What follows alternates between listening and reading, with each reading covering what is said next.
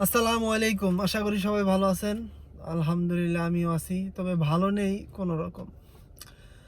আসলে ডিটিসি নিয়ে আমাদের অনেক ইউটিউবাররা দেখতেছি যে খুব সুন্দর, সুন্দর প্রচারণা করতেছে। এখানে তাদের লাভটা কি আমি বুঝতে পারছি।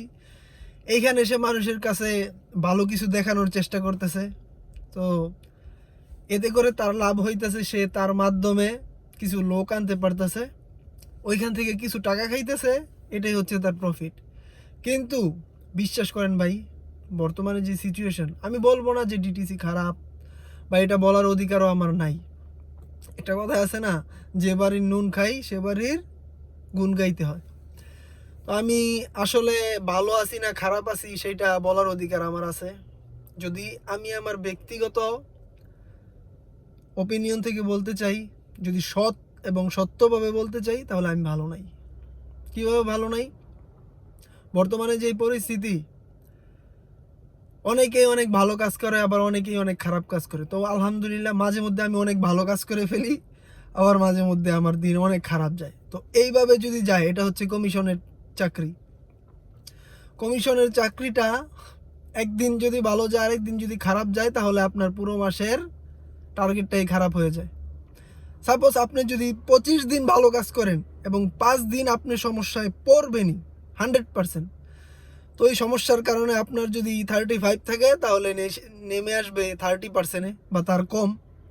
আর গাড়ির বিষয়টা এরকম হইতাছে ভাই, পুরো মাস 30 দিন যে ভালো চলবে এরকম কোনো বিষয় না। এখানে 30 দিন ভালো চলতেও পারে, আবার যদি একদিন সমস্যায় পড়েন, পুরো মাসের টার্গেট গেছে। তো দালালরা এই নিয়ে সুন্দর সুন্দর প্রচারণা করার উদ্দেশ্য তো অবশ্যই বুঝতে পারছেন। তারা জনগণের কাছে এই জিনিসটা ভালোভাবে উপস্থাপনার মাধ্যমে মানুষকে আকৃষ্ট করে, এবং যারা এখানে আসে তারা এটার ব্যক্তিগত যেই ভালো এবং মন্দ দিকটা আছে সেইটা অবশ্যই বুঝতে পারে। তো আমি আশা করব, যদি ডিটিসিতে আসতে চান অবশ্যই যাচাই বাছাই করে আসবেন। যারা এখানে পূর্বে ছিল, কে সত্য কথা বলতেছে বা কে সৎ, তাদের সাথে কথা বললে বুঝতে পারবেন বর্তমান পরিস্থিতি কি। ঠিক আছে?